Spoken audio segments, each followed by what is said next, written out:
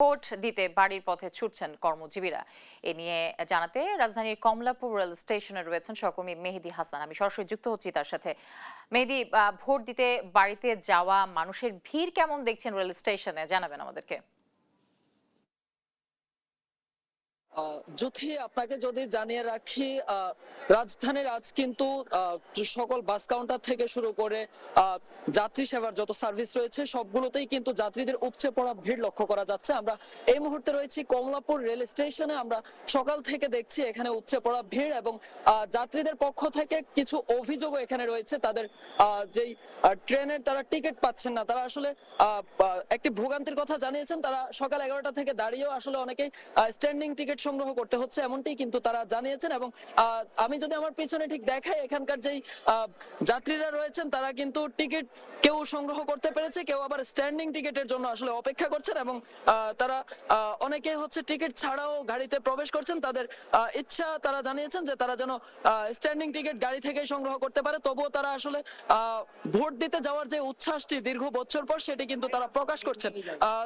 যদি আমি এখানকার দু একজন যাত্রীর সাথে সরাসরি কথা বলে আসলে তাদের ভোট দিতে যাওয়ার অনুভূতি কেমন অনুভূতি, টিকিট পেয়েছেন কিনা? না, টিকিট আমি পাই নাই। এটা এই অনুভূতি বলে বোঝাতে পারবো না, কারণ এটা ঈদের মতো মনে হচ্ছে। ভোট দিতে যাইতে পারতেছি, এটাই অনেক বড় কথা।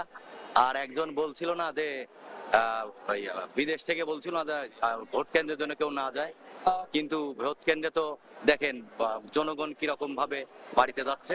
যদি শুনছিলেন যে এখানকার যাত্রীরা জানাচ্ছেন তাদের ঈদের মতোই আসলে আনন্দ। এবং আমি যদি একটু ভিতরকার পরিস্থিতি দেখাই, এখানকার হাজার হাজার যাত্রীরা কিন্তু আসলে উপচে পড়া একটি ভিড় কিন্তু এখানে তৈরি করেছে। তারা কিন্তু তাদের যে নিজ নিজ এলাকা ভোট দেওয়ার জন্য তারা কিন্তু সেই এলাকায় যাওয়ার জন্য সকাল থেকেই অনেকেই টিকিট কাউন্টারের সামনে দাঁড়িয়ে আছেন, অনেকেই টিকিট সংগ্রহ করে গাড়ির অপেক্ষায় দাঁড়িয়ে আছেন।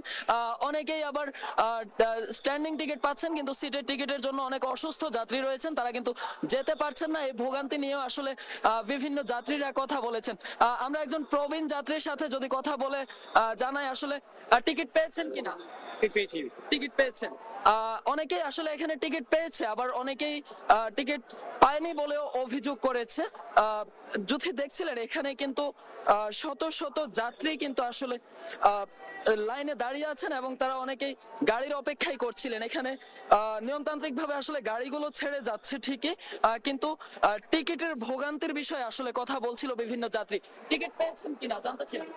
ভাই টিকিট পাই নাই, স্ট্যান্ডিং সব। কোথায় যাওয়া হচ্ছে আপনার? আমি যাব বগুড়াতে, মানে আমি সিরাজগঞ্জ যমুনা নদী পারে। সিরাজগঞ্জ যমুনা নদী পার হয়ে যেতে চাচ্ছিলেন, কিন্তু স্ট্যান্ডিং টিকিট সংগ্রহ